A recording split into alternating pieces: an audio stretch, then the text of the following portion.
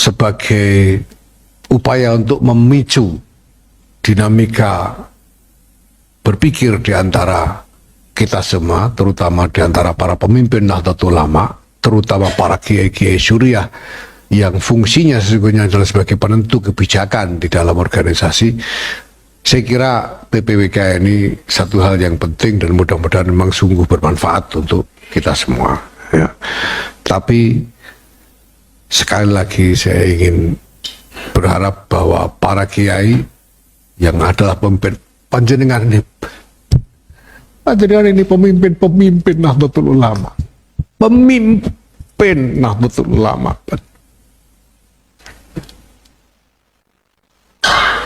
Di belakang panjenengan ini nasib sekian banyak orang, nasib apapun yang panjenengan pilih, yang panjenengan putusan itu nasibnya orang banyak.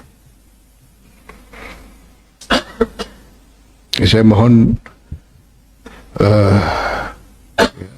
semoga ini betul-betul menjadi awal dari bangkitnya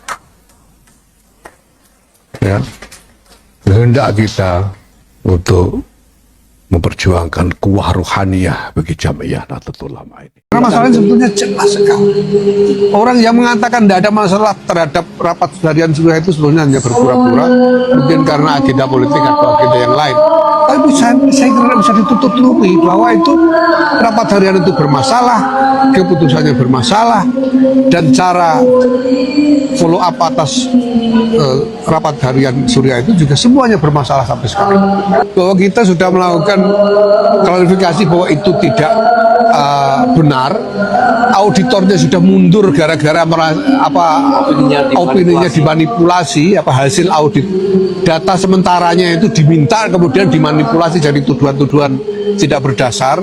Ahli-ahli hukum sudah bicara, semuanya sudah bicara, jadi ini mau ditutupi apalagi bahwa itu masalah. Kiai-kiai ditakut-takuti dengan hal yang tidak benar. Kami hanya menitipkan kepada para sesepuh ulama, mohon dipertimbangkan tentang masa depan tatanan organisasi. Hadratul Syekh Kiai Muhammad Hasyim Asy'ari sebelum berdirinya Jamiah Nahdlatul Ulama ini, beliau sudah merupakan seorang supreme kiai, seorang kiai dengan makom yang tinggi sekali, yang dengan pengaruh beliau bisa menggalang umat dan kiai-kiai lainnya ke arah manapun. Tapi toh kemudian didirikan Jamiah ini dengan aturan-aturannya, dengan anggaran dasar dan anggaran rumah tangganya, yang diantara isi dari aturan tatanan itu adalah justru membatasi wewenang Rais Akbar yang dijabat oleh Kiai Hadratul Syekh Kiai Muhammad Hasyim Asy'ari. Maka mari kita pikirkan betul agar tatanan ini kita tidak runtuhkan dan membawa Jamiah ini mundur 100 tahun sampai sebelum didirikannya Jamiah ini. Jadi saya sudah menghadap para kiai dan nyai yang merupakan sesepuh-sesepuh mustasyar dan sesepuh-sesepuh ulama kita. Saya sangat berterima kasih bahwa beliau berkenan untuk memanggil saya. Saya sangat terharu bahwa para sesepuh kita masih begitu peduli kepada Jamiah Nahdlatul Ulama ini, sehingga bersusah payah untuk melakukan apa yang beliau bisa lakukan untuk dapat membantu mencari jalan keluar dari masalah yang sedang ada ini. Setelah tadi pagi ada Pak Muhammad Nuh dan Saudara Nur Hidayat mewakili Rais Am menyampaikan kepada beliau semua tuduhan terhadap saya yang dijadikan dasar dari keputusan dan langkah-langkah Rais Am beberapa hari ini. Saya kemudian diminta untuk memberikan jawaban atas tuduhan-tuduhan itu, dan semuanya telah saya jawab dengan tuntas. Bahkan saya bawakan dokumen-dokumen lengkap yang setumpuk lumayan banyak tadi, dilengkapi dengan penjelasan-penjelasan dari Saudara Sumantri sebagai pemegang buku keuangan PBNU, juga sangat rinci dan lengkap, serta penjelasan dari Pak Amin Said Husni yang merupakan kurator dari keseluruhan desain tata kelola NU yang kita kembangkan selama 4 tahun ini, sehingga semua aturan dan lain sebagainya juga telah dijelaskan dengan tuntas oleh beliau.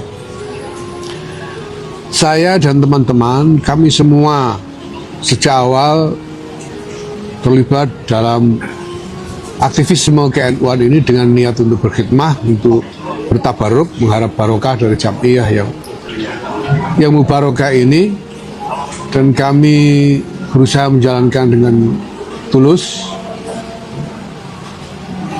Maka kami akan senantiasa memperhatikan arahan-arahan dan nasihat-nasihat dari para ulama, para sesepuh ulama. Kami hanya menitipkan kepada para sesepuh ulama, mohon dipertimbangkan tentang masa depan tatanan organisasi.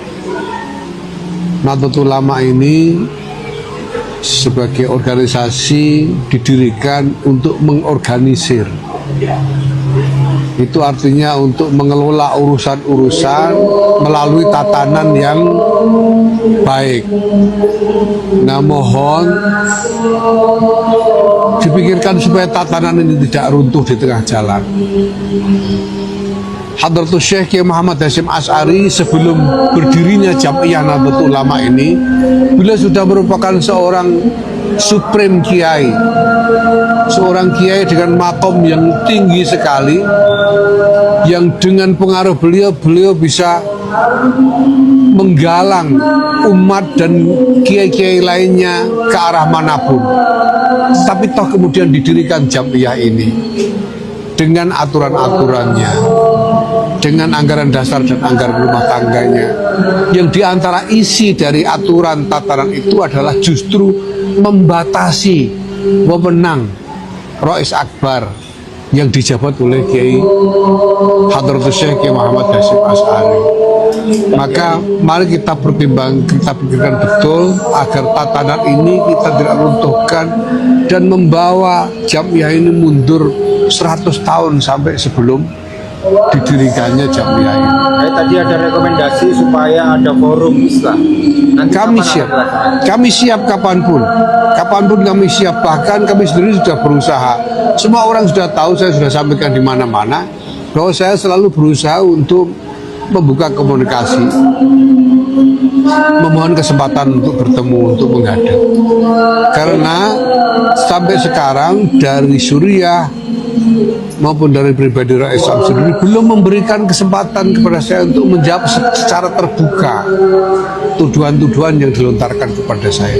Baru pada kesempatan ini di depan para ulama sepuh, di depan para Suriah dan Al-Hali wal-Aqfi, saya diberi kesempatan untuk menjawab dengan tuntas-tuntasnya, serinci-rincinya, diikuti dengan lampiran dokumen-dokumen sekian banyak. Silahkan monggo diperiksa nanti, dan apapun yang harus ditempuh untuk menuju jalan keluar demi utuhnya Jam'iyah Nahdlatul Ulama ini sebagai tanzim, sebagai munazzamah, sebagai organisasi yang betul-betul menegakkan tatanan ini bisa tadi dikatakan bahwa pertemuan ini tidak mempengaruhi risalah rapat Suriah. Gimana yang bilang siapa? Ya monggo mau pengaruh tidak pengaruh monggo. Tapi misalnya saya tidak tahu boleh membocorkan atau tidak, ya.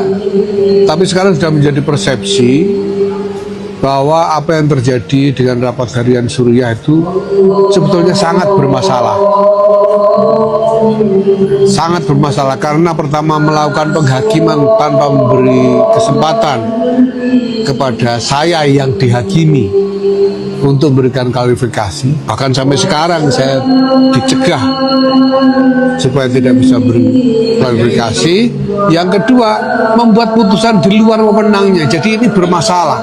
Nah, maka semua ikutan dari keputusan yang bermasalah itu bermasalah semua. Menanggapi tanggal 9 rapat pleno yang mengangkat PJ ketua umum PBNU, seperti apa tanggapan? Itu didasarkan pada apa? Kalau itu didasarkan pada rapat harian Suriah tanggal 20, itu berarti mendasarkan diri pada keputusan yang bermasalah, sehingga semua ikutannya bermasalah semua.